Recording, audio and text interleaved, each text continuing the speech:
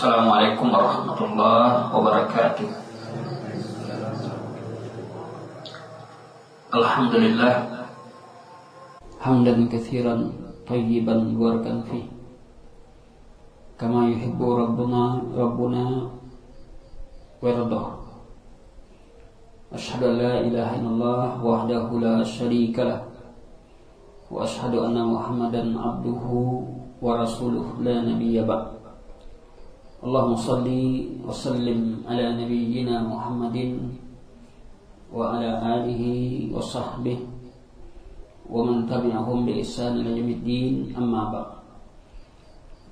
Bapak Ibu yang dirahmati dan dimuliakan Allah, dengan nikmat Allah pada malam hari ini kita sudah masuki hari yang ke-15.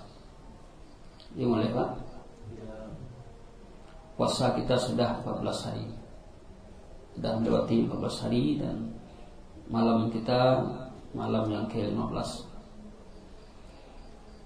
Berarti sudah separuh ya perjalanan puasa kita, sudah separuh perjalanan malam Ramadan kita sudah separuh. Ya terasa bagi kita begitu cepatnya waktu berlalu. Baru kemarin rasanya kita berpuasa, sekarang sudah masuk separuh. Kita berharap dan kita mohon kepada Allah agar amal ibadah yang kita lakukan, siam Ramadan yang kita lakukan dan qiyam Ramadan yang kita lakukan diterima oleh Allah. Yang kedua, harapan kita yaitu diampuni dosa kita yang telah berlalu. Dua saja tu cukup. Dua saja minta lo, kalau dikabulkan dua tu ibu bapa luar biasa. Sebab ketika awak mendoakan orang mati, ada doa awaknya, Allahumma fir lahu warhamhu wa'afihi afwan, kan doa ampunan. Ya Allah, ampunlah dosanya, berahmatlah dia, ya, kau akan pintu maaf kepadanya. Ya. Kalau itu sudah ya, dikabulkan oleh Allah, tidak ada kebahagiaan seorang mukmin melebihi diterimanya amal ibadahnya. Tidak ada kebahagiaan seorang mukmin melebihi ketika diampuni dosa-dosanya. Ini jemaah yang dirahmati Allah. Jadi hampir separuh puasa kita, besok baru 15 hari. Ya. Kita nak tahu puasa kita 29 hari atau 30 di tahun ini, Allahu a'lam. Bisa jadi puasa kita sampai 30 atau 29 hari. Yang jelas ada satu bulan Hijriah itu 29 atau 30. Dan itu lebih sering 29 hari. Nabi lebih sering puasanya 29 hari dibandingkan dengan 30. Yang dirahmati dan dimuliakan oleh Allah Subhanahu wa taala. Sesuai dengan tema dan judul yang diberikan kepada saya, yaitu tentang ya solusi dari keluh kesah terhadap penyakit galau. Ya. Manusia dengan tabiatnya diberikan sifat namanya keluh kesah, mengeluh. Allah bapunya lah ado, mengeluh juga, dak ado, mengeluh juga. Ya. Dan ini tabiat manusia. Sudah digambarkan oleh Allah dalam surah Al-Ma'arij, innal insana khuliqa halu'a. Sesungguhnya manusia itu diciptakan oleh Allah dalam keadaan keluh kesah, mengeluh. Jika diberikan ditimpa musibah, maka dia keluh kesah. Jika diberikan nikmat, dia keluh kesah juga. Berarti dia bakhil, dia pelit, ya, dia tidak syukur nikmat. Namun agama kita jelas menjadikan ada solusi terhadap keluh kesah tadi. Dilihat dalam surah Al-Ma'id. Tentu kembali kita kepada agama kita.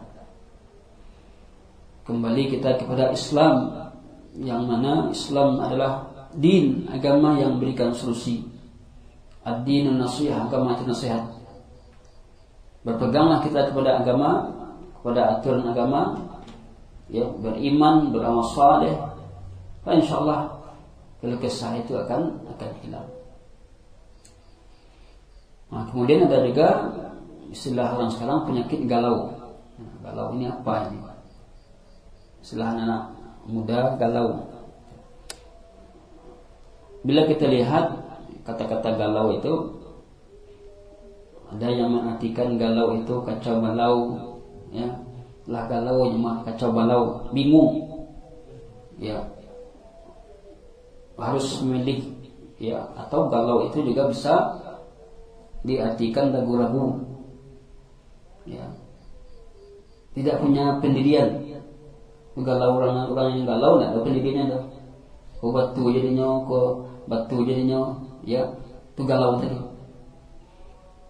Kemudian ada juga yang mengatakan galau itu adalah perasaan kacau gara-gara putus cinta.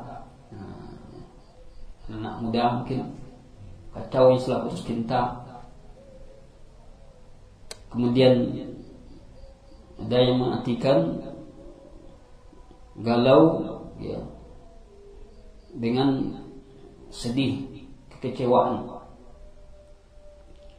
Maka jika kita lihat definisi galau beragam pula maknanya. Galau pula, ya, mencari banyak pula definisi galau ini. Tidak ada definisi yang baku dari galau tadi. Tidak ada definisi yang baku. Bahkan kalau kita lihat dalam kamus KBBI, ya, galau diartikan kacau, tidak karuan. Namun dapat kita simpulkan bahwa galau ini adalah perasaan kacau karena memikirkan masa depan atau bingung menentukan pilihan. Agama kita jelas mengajarkan sifat yang mulia, jauh dari kegalauan.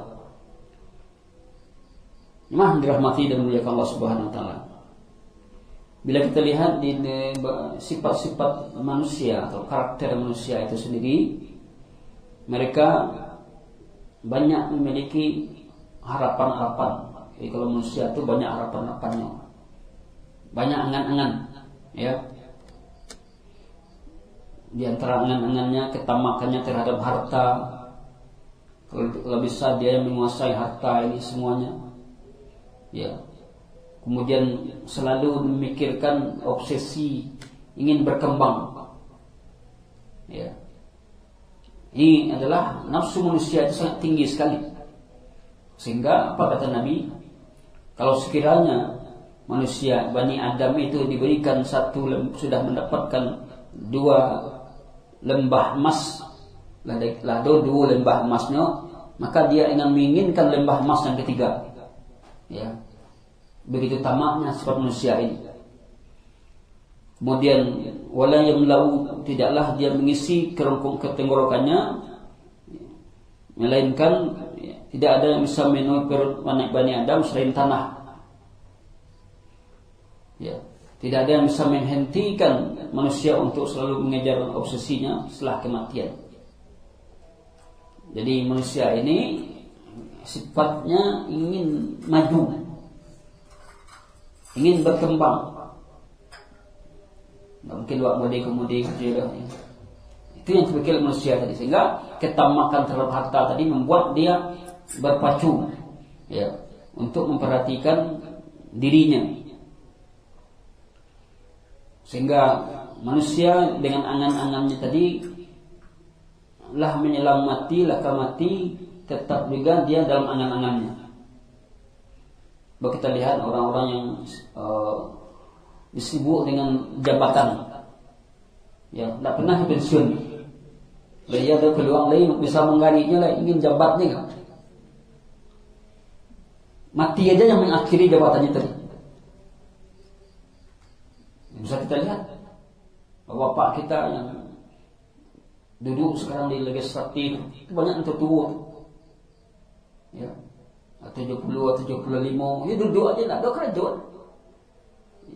Takut dia meninggalkan jabatannya, hanya mati saja. Kalau mati baru berhenti. Itulah tamaknya manusia. Padahal hartanya sudah cukup, kekayaannya sudah cukup, tapi kalau nyalah jatuh atau turunnya, pamornya lah, itu tidak ada pamornya. Ini sifat manusia yang perlu kita perhatikan, gambar sifat manusia tadi. Oleh karena itu, sahabat Ibn Mas'ud pernah menceritakan penjelasan Nabi SAW tentang karakter manusia, di mana dinyatakan situ bahwa Nabi SAW pernah membuat bangun segi 4. Lalu beliau membuat garis lurus di tengahnya yang menembus bangun segi 4 itu. Kemudian beliau membuat garis kecil-kecil yang menyamping di antara garis-garis tengah. Lalu beliau bersabda, ini manusia dan ini ajalnya mengelilinginya, dan ini ajalnya mengelilinginya, dan garis yang menembus bangun ini adalah obsesinya. Sementara garis-garis kecil ini adalah lintang hidup. Jika dia berhasil mengatasi lintang pertama, dia akan tersangkut dengan lintang yang kedua dan lintang berikutnya. Ya, jika dia berhasil atas lintang kedua, dia akan tersangkut di lintang yang ketiga. Nah, itulah obsesi hidup manusia tadi, penuh dengan rintangan, penuh dengan tantangan.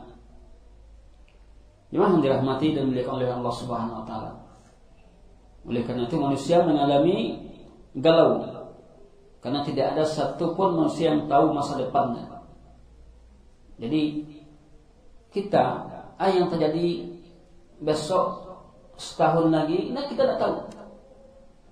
Ya, tidak tahu kita. Oleh karena itu Allah katakan di dalam surah Luqman ayat 34, "Wa ma tadri nafsun madza taksibu ghadan." Seseorang tidak bisa mengetahui apa yang akan terjadi esok hari. Tidak tahu kita apa yang terjadi esok hari. Tanya beberapa hari yang lalu gempa kan tahu gempa itu datang begitu saja. Kita melihat teman-teman kita, kawan-kawan kita di sana awak yang tahun lalu masih hidup, sekarang ada di antara mereka yang sudah tiada lagi. Tidak kita lihat wajahnya, dia tidak lagi bersama kita. Oleh karena itu apa yang terjadi esok hari itu rahasia Allah. Tidak ada yang tahu kecuali Allah. Oleh karena itu manusia selalu memikirkan obsesi yang akan terjadi pada dirinya, memikirkan angan-angan yang banyak. Saya nanti kalau umur sekian saya akan begini dan begini. Itu yang dipikirkan terus-menerus, ya, sehingga membuat dia penuh dengan kegalauan. Memikirkan sesuatu yang belum pasti terjadi, namun kita sering melupakan sesuatu yang pasti. Dia memikirkan sesuatu yang tidak pasti, tapi melupakan yang pasti. Apa yang pasti? Al-maut. Mati itu pasti. Ya. Adapun berapa jumlah rezeki kita, berapa jumlah kekayaan kita tidak pasti. Itu yang dipikirkan orang. Banyak orang memikirkan sesuatu yang tidak pasti. Tapi yang pasti, yang sudah jelas, kita lihat kenyataan dan keseharian. Ya, ada tiap hari ada orang meninggal. Itu tidak jadi buah pikiran. Padahal dalam satu hadis Nabi katakan, al-kayyisu man dana nafsahu wa amila lima ba'dal maut. Orang yang cerdas itu, orang yang kuat akalnya itu adalah orang yang menghisap dirinya, dan kemudian dia beramal terhadap sesuatu, dia berbekal untuk menghadapi kematian. Dia bekal diri dengan menghadapi kematian. Sibuk dengan sesuatu yang tidak pasti, meninggalkan yang pasti. al-maut. Ya, persoalannya inilah ujian manusia. Jadi hidup mati itu ujian. Alladzi khalaqal mauta wal hayata, dia yang menciptakan hidup dan mati. Apa gunanya hidup dan mati tadi?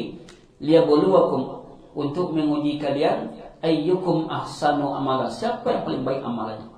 Jadi mati itu adalah ujian. Tapi manusia gagal dalam menghadapi ujian kematian. Gagal ya. Dalam ujian kehidupan dia tidak memperhatikan bahwa hidupnya akan mati. Akhirnya manusia banyak yang kacau, ya, kacau balau tentang menentukan arah arahnya nanti. Lah hidup ini kemana kita lagi? Makanya orang yang tidak tahu tujuan hidupnya itulah orang yang galau. Dia hanya yang tahu bersenang-senang, makan, minum, kemudian berbanyak keturunan, mencari kehidupan. Tidak tahu dia tujuan hidup yang sesungguhnya.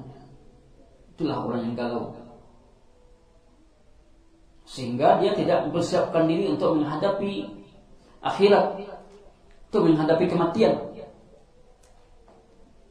Kalau dia berpuasa, ya hanya sebatas menahan haus dan lapar. Tidak tahu dia bagaimana nilai puasa ini. Perbuatan-perbuatan yang haram tak dikerjakan juga. Oleh karena itu ada beberapa kiat, ya, agar kita tidak dipenuhi oleh kegalauan atau kegundahan. Yang pertama adalah sibukkan diri dengan semua yang bermanfaat. Ini yang pertama. Kalau Anda ingin galau dalam hidup ini, sibukkan diri kita dengan hal yang bermanfaat. Kalau tidak, banyak manualnya. Ya. Kalau orang nak menyibukkan diri dengan hal manfaat, hanya kan banyak manung. Makanya kalau banyak manung, lain pula itu galak-galak seorangnya lah. Sibukkan diri kita dengan hal manfaat. Di mana ini sudah dinyatakan oleh Nabi dalam hadis. Ihris ala ma yanfa'u. Ya. Antusiaslah kamu untuk meraih hal yang bermanfaat. Wasta'in billah, dan minta tolong kepada Allah. Kemudian wala ta'jas, jangan lemah. Jangan jadi orang lemah. Baru menghadapi persoalan-persoalan saja sudah KO dia. Seolah dia ditimpa api neraka. Dia diazab oleh api neraka. Hadis ini memberikan motivasi pada kita, ya. Kemudian wa in asabaka syai', jika kamu timpa oleh sesuatu, fala taqul, jangan kamu mengatakan lau anni fa'altu kana kada wa kada. Kalau dulu aku melakukan seperti ini, tentu akan seperti ini. Kalau nak modeko dulu mungkin nak kamu modeko. Kan banyak orang, bagaimana ya? Kok sempat ambil sekolah dulu, mau ingin jadi dokter, kan jadi dokter mungkin itu. Nah, tidak terjadi dikajinya. Ya. Dia meratapi sesuatu yang akhirnya kadang-kadang dia menyalahkan orang lain, salahnya orang tua, nyuba anak sekolah dulu, bawa muah sekolah siko, tapi orang tua nak muah. Ya, galau. Tidaklah seperti itu prinsip. Kalau yang terjadi itu tidak demikian. Tapi katakan, apa sikap kita menghadapi persoalan yang tidak kita inginkan atau sesuatu musibah yang menimpa kita? Apa sikap kita? Qadarullah. Ini takdir yang Allah tetapkan. Umpamanya kok nak tamat kuliah ada, sempat bersekolah tinggi ada. Ya, kok dulu mau sekolah tinggi jadi orang hebat pula kok. Jangan katakan seperti itu. Tapi apa katakan? Qadarullah. Ini takdir yang Allah tetapkan. Ya. Wa ma syaa, apa yang Allah kehendaki pasti terjadi. Allah itu tidak akan lepas dari kehendaknya. Kemudian fa inna law taftahu amal syaitan. Sungguhnya ungkapan jikalau itu adalah membuka peluang pintu syaitan. Bila kita lihat manfaat atau faedah dari hadis yang kita bacakan sebentar ini, yang pertama, sibukkan diri untuk selalu mengerjakan yang manfaat. Apalagi kalau anak kita libur sekolah, kalau kita libur, anak kita libur, sibukkan dengan hal yang manfaat. Buat agenda-agenda kegiatan. Buat kita, buat mereka. Sibukkan dengan hal yang bermanfaat. Karena kalau manusia tidak melakukan yang bermanfaat, maka dia akan melakukan yang, kalau manusia terjerumus kepada hal yang tidak bermanfaat, jadi tidak manfaat itu mengandung dosa atau mengandung hal yang tidak berguna. Kalau kita sibuk dengan hal bermanfaat, maka kita tidak ada luang waktu melakukan perbuatan yang tidak bermanfaat. Kalau kita sibuk melakukan yang bermanfaat, maka tidak ada peluang untuk hal yang tidak bermanfaat. Kok sibuk terus dengan hal bermanfaat? Akhirnya waktu kita berguna semua, tidak ada yang sia-sia. Oleh karena itu, apa kata Imam Ibnu Qayyim, min a'zamil asya' dararan, di antara hal yang paling besar mudaratnya atas seorang hamba adalah adanya waktu nganggur. Hal yang paling berat bahayanya adalah ada waktu nganggur dan waktu luang. Itu bahaya. Banyak orang rusak ketika banyak waktu luang tidak digunakan dengan baik. Karena jika jiwa tidak pernah diam, ketika dia tidak disibukkan dengan hal yang manfaat, maka pasti ia sibuk dengan hal yang membahayakan. Jadi kalau jiwa ini tidak disibukkan dengan hal manfaat, maka dia akan sibuk dengan hal yang tidak bermanfaat. Sibukkan dengan hal bermanfaat, pasti akan tinggal hal tidak bermanfaat. Oleh karena itu, misalnya habis awak bangun tidur, kemudian kita berwudu, salat subuh, baca Quran, istirahat sejenak, kemudian kalau nanti pergi kerja. Nah, dalam pekerjaan pun kita akan ada waktu kosong. Bawa Quran, sambil itu baca-baca atau buku-buku agama. Sebab kalau sekarang ini banyak orang disibukkan dengan hal yang tidak manfaat, seperti sibuk dengan HP. Kok lainnya mencari yang dicari itu dan bermanfaat seperti ilmu, oke lah.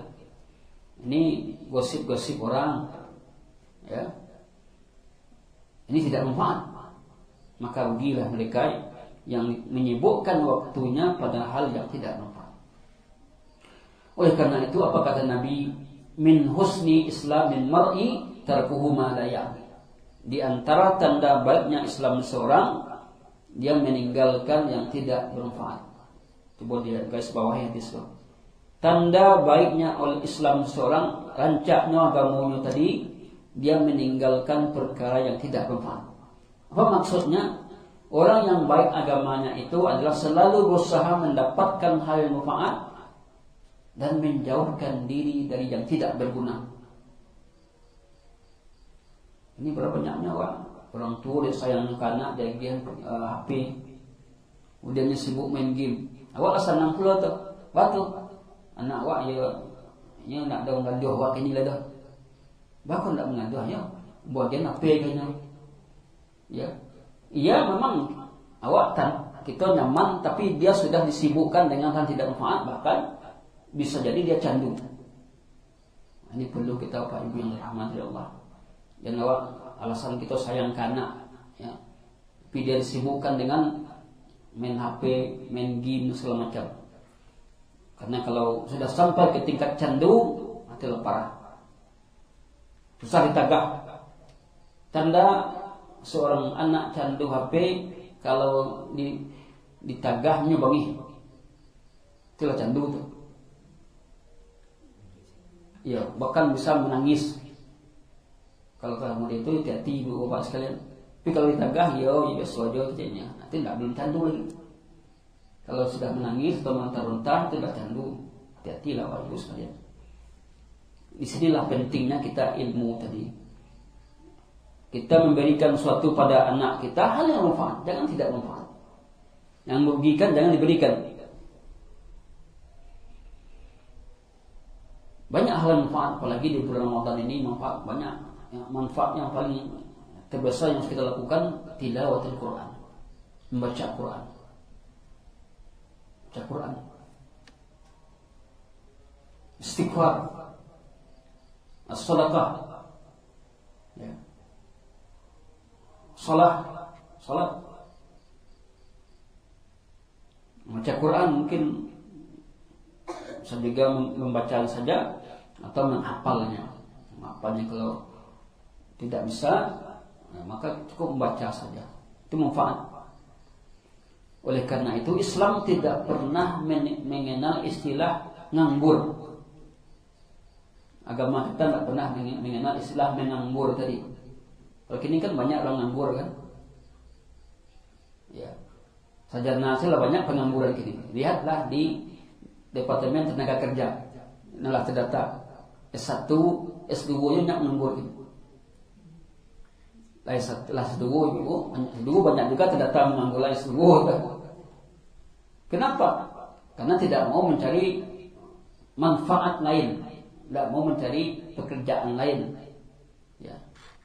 Ingin menjadi melamar, suka menjadi PNS kan. Pekerjaan itu banyak lagi yang lain. Ya. Jadi Islam tidak pernah mengenal istilah nganggur tadi. Faida faratta fansab.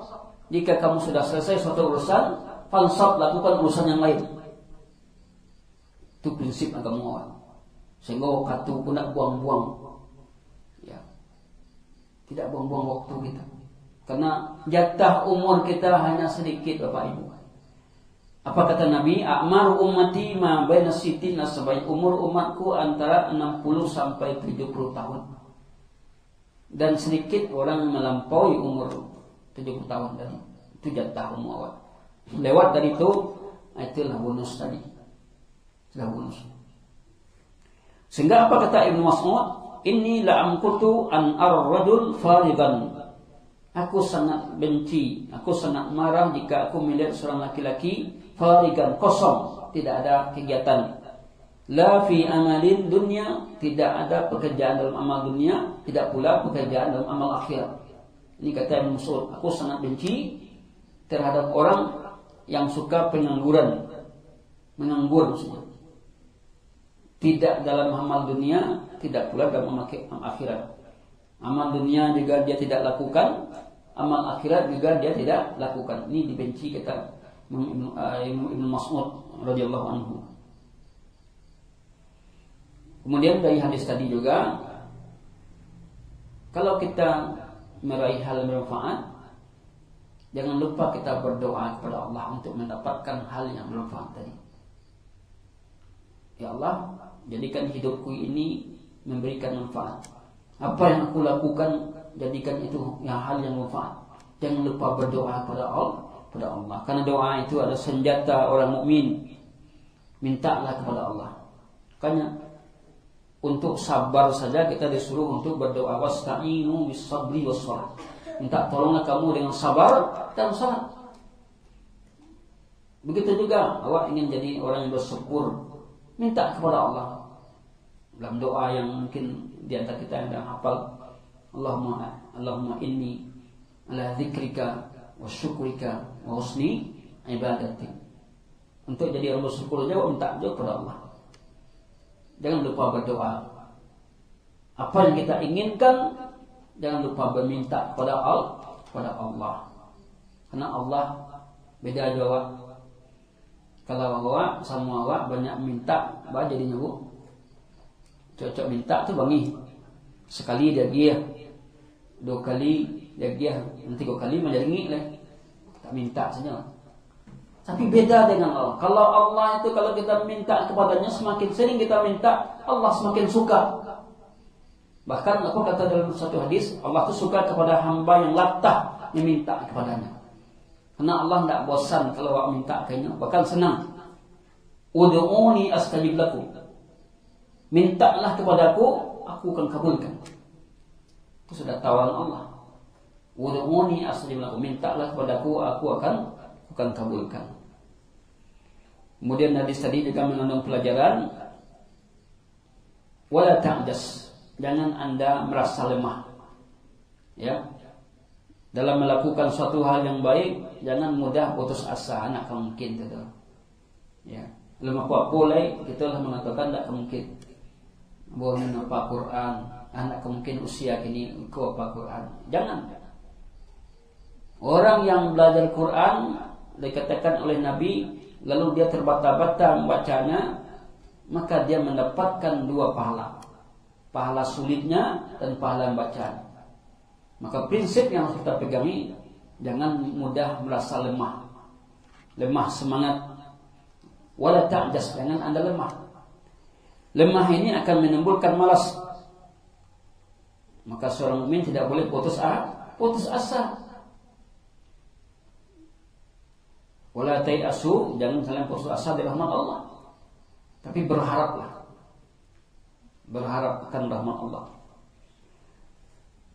Memang dirahmati Allah itu tadi uraian yang pertama, yaitu hendaklah isi waktu kita dengan hal yang bermanfaat. Sebenarnya galau kan, tidak banyak menuang, ya, kemudian tidak banyak kecewa semacamnya. Lakukan hal yang bermanfaat. Sehingga kalau kita sibukkan dengan manfaat, yang tidak bermanfaat itu hilang seorang. Ya. Yang kedua adalah hindari panjang angan-angan. Jangan kita panjang angan-angan, terlalu ambisi untuk mendapatkan dunia ini. Karena akibatnya banyak orang yang galau. Dia berangan-angan panjang, memiliki ini, memiliki itu, dalam hal yang berlebihan, yang semuanya kosong. Oleh karena itu Rasulullah SAW mencela orang yang panjang angan-angan. Dikatakan dalam hadis, la yazalu qalbil kabir syabban. Hati orang tua akan seperti anak muda dalam 2 hal. Hati orang tua akan seperti anak muda dalam 2 hal. Pertama, dalam cinta dunia dan panjang angan-angan. Ini banyak orang tua yang sudah tua nak mati tapi dia cinta kepada dunianya tinggi. Nah, dia tetap berusaha untuk mendapatkan dunia tadi. Alah pensiun tidak mikir ibadah dah. Bisnis saja pikir tadi. Memperbanyak harta, perbanyak kekayaan. Nah ini. Jadi dalam masalah dunia ini orang tua bisa jadi muda. Dalam masalah cinta kepada dunia tadi. Masalah angan-angan juga demikian. Orang yang tua bisa seperti semangat anak muda, angan-angan yang tidak akan habis-habisnya. Oleh karena itu agama kita melarang berangan-angan yang tidak benar. Apa kata Ali bin Abi Thalib? Inna akhwafu ma akhafu alaikum, yang sangat aku takutkan menimpa kalian adalah mengikuti hawa nafsu dan panjang angan-angan. Sangat aku takuti menimpa kalian adalah mengikuti hawa nafsu. Kalau nafsulah diikuti, itu bahaya sekali. Orang kalau mengikuti hawa nafsu tidak nampak kebenaran tadi. Semuanya benar. Kemudian panjang angan-angan. Mengikuti hawa nafsu bisa menjadi penghalang untuk dia tidak lagi mengikuti kebenaran. Penghalang untuk mengikuti kebenaran. Kalau hawa nafsu diikuti, maka kebenaran akan terhalang. Panjang angan-angan bisa melupakan akhirat. Hanya orang panjang angan-angan lupa kepada akhirat. Dunia akan berlalu begitu saja. Yang ketiga adalah jangan merasa dizalimi takdir. Agar kita tidak galau, jangan merasa dizalimi takdir. Ya. Ketika seorang merasa lebih gagal dibandingkan dengan teman-temannya, saya ini tidak berhasil, teman saya berhasil, ya. Atau ketika seorang merasa lebih miskin dibandingkan dengan saudaranya atau dengan rekannya, dengan kawan-kawannya. Banyak orang melihat, orang yang dilihatnya orang berhasil, tapi dia tidak melihat kepada dirinya. Apa kata Nabi dalam hal ini? Undur ila man asfala minkum. Untuk bisa kita ya syukur terhadap nikmat Allah. Nabi mengatakan, undur ila man asfala minkum. Lihatlah kepada orang yang kondisinya di bawah kalian. Ya. Kalau awak ingin mensyukuri nikmat Allah, lihat orang yang kondisinya di bawah awak. Contohnya, mungkin juga pernah kita kaji dalam pertemuan-pertemuan kita pada hari Rabu setiap bulannya. Orang yang mempunyai mobil, dia sebasa bersyukur. Ya, dilihatnya orang yang pakai kendaraan roda 2. Alhamdulillah boleh dia punya auto. Ya, orang ini pakai Honda. Orang yang punya motor, punya Honda, kemana mencari? Orang pakai sepeda, alhamdulillah boleh agak kancang orang pakai sepeda bakayuhnya. Orang yang bersepeda bisa bersyukur, kemana mencari? Orang yang berjalan kaki deh, bawa bersepeda, sepulang jalan kaki aja. Orang yang kaki kemana mencari? Orang lumpuh. Ya. Begitu seterusnya. Melihat nikmat Allah tadi, lihat ke bawah. Jangan lihat kepada orang kondisi di atas. Maka banyak jadi pertengkaran suami istri, ya, karena desakan istri melihat tetangganya yang sudah beli kendaraan baru. Ya, iko jo, kawan lah batuka tu, udah gua. Banyak nama dia tu. Kenapa? Tidak syukur nikmat. Akhirnya kegalauan terjadi. Akhirnya dia desakan istri, ya, terpaksa pinjam duit jadi bank. Ya, tidak bank masalah lah dia. Tidak menimbulkan, tidak memecahkan masalah. Nama masalah. Di mana bukan PPT lagi. Pinjamlah di bank tu. Gadan SK atau gadan ini dan itu. Nah, dirahmati Allah. Kecintaan kepada dunia banyak membuat kita ini lupa terhadap apakah itu mengandung dosa atau tidak, asal niat kita tercapai. Oleh karena itu berhati-hatilah kita dalam hal tersebut. Jangan kita menyesali takdir, seolah-olah kita dizalimi takdir. Karena nasib kita semuanya sudah ditentukan oleh Allah. Nikmati apa yang Allah takdirkan untuk diri kita. Jangan melihat kepada nikmat yang ada pada orang lain. Kalau ingin kita bersyukur, lihat kepada orang kondisi di bawah. Tapi dalam urusan agama, jangan celik ke bawah. Alhamdulillah boleh hafal Fatihah. Ya. Si pulan dah. Dan celik ke bawah nak akan maju ada. Celik orang yang kepada hafalnya lebih tinggi dari kita. Cuma hafal Fatihah. Sebulan lah hafal juz 30 ini. Dalam urusan agama kita lihat orang yang lebih tinggi kemuliaan ilmu dari kita. Dalam urusan dunia celik ke bawah. Kalau kita tidak mau melihat ke bawah dalam urusan dunia tadi, yakinlah kita tidak akan pernah syukur nikmat. Tidak akan pernah puas-puas. Kita merasa kurang terus. Nikmat Allah sedikit yang saya dapatkan. Karena kita melihat ke atas. Ketahuilah jemaah dirahmati Allah bahwa rezeki kita ini masing-masing sudah ada dan ditentukan oleh Allah. Bersyukurlah dengan apa yang ada. Insya Allah Allah akan tambah apa yang tidak ada. Syukuri yang ada dulu. Pasti Allah akan tambah apa yang tidak ada. Mungkin dalam waktu bulanan, mungkin dalam waktu tahunan, tidak tahu kita. Karena di awal tadi kita katakan hidup ini penuh dengan ketidakjelasan. Hanya saja aturannya di sini kita ikuti. Persoalan-persoalan masa depan kita hanya dituntut berusaha, berbuat, bekerja, namun hasilnya serahkan kepada Allah. Makanya lakukan hal manfaat, doa kepada Allah, jangan malas. Itu aja. Ayo bisa kita lakukan. Sehingga Allah akan meluruskan jalan kehidupan kita, tidak ada kegalauan dalam hidup kita. Kegalauan akan hilang dengan berzikir kepada Allah. Ala bidzikrillah tatma'innul qulub. Kalau dengan mengingat Allah, hati akan tenang. Bahkan nak tenang dia mau berzikir. Berarti ada penghalangnya itu. Mungkin banyak dosa kita. Kalau banyak dosa, apa jalannya? Istighfar, mohon ampun kepada Allah, taubat. Mungkin banyak dosa, astagfirullahaladzim, banyak taubat, banyak istighfarnya, taubat. Kita lakukan itu terus, sehingga kelak doa kita dikabulkan oleh Allah ketika dosa kita diampuni oleh Allah. Oleh karena itu, pengampunan dosa, diampun dosa merupakan nikmat yang besar.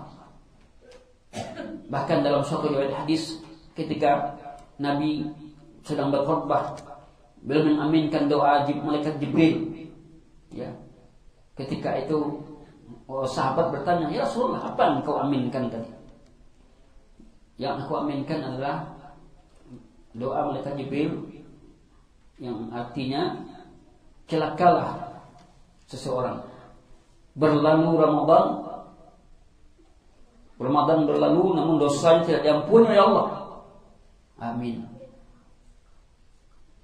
Jadi diampun dosa dan nikmat Allah yang besar yang perlu kita terus minta. Man shoma Ramadhana iman wa ihtisaban ghufira lahu ma taqaddama min dhanbi. Siapa yang berpuasa dengan iman dan mencari pahala, diampuni dosa lalu. Siapa yang berpuasa yang melaksanakan qiyam Ramadan karena iman, ya, dan mencari pahala, diampuni dosa-dosanya yang berlalu. Maka peluang diampun dosa kita itu sangat banyak sekali, dirahmati oleh Allah. Sehingga ini membuat, ya, hilangnya kegalauan. Nanti juga bisa lihat dalam soal Ma'arij, hal-hal yang menghilangkan keluh kesah. Innal insana khuliqa halu'a. Manusia diciptakan dalam keadaan keluh kesah. Idza massahu syarru jazua, jika ditimpa keburukan yang tidak menyenangkan, dia keluh kesah.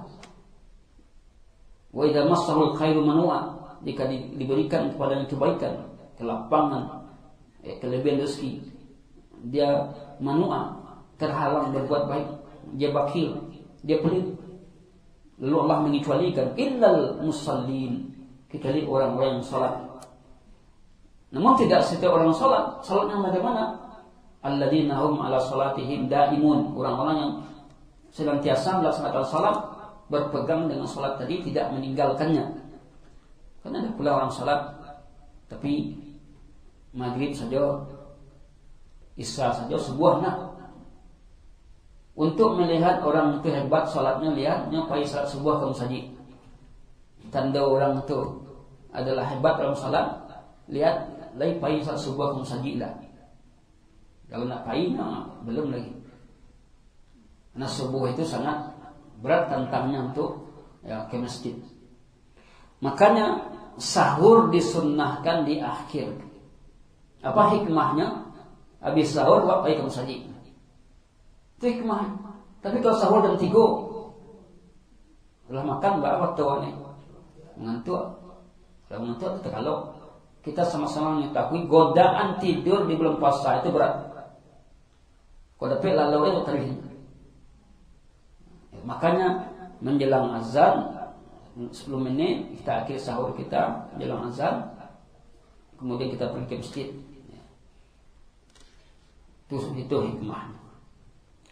Inilah yang saya sampaikan, Bapak Ibu yang dirahmati Allah, kaji kita yang dalam rangka menjauhkan diri dari kegalauan ini. Semoga kita terhindar dari sifat-sifat galau. Tidak ada yang akan bisa menenteramkan jiwa kita, menenangkan jiwa kita, melainkan Allah. Kepadanya kita memohon pertolongan, kepadanya kita minta ketenangan hati, ketenangan batin, ya. Karena Dia yang menurunkan ketenangan dengan membaca Quran, ya, menghafalnya, mentadaburnya. Allah yang menurunkan ketenangan pada hati orang mukmin. Wallahu a'lam bishawab. Ini yang saya sampaikan. Membawa pintu padang, ya. Assalamualaikum. Billahi taufiq wal hidayah. Assalamualaikum warahmatullahi wabarakatuh.